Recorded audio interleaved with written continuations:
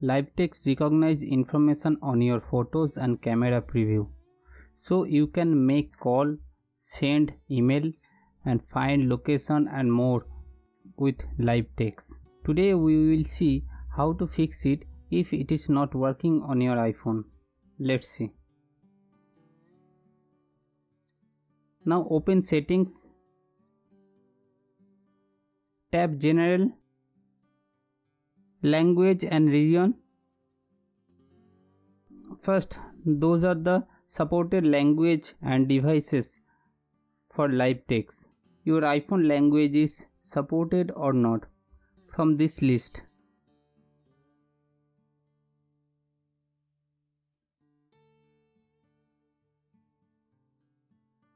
Then turn on live text.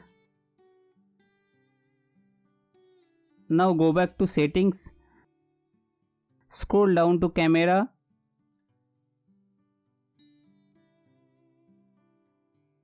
Now turn on show detected text.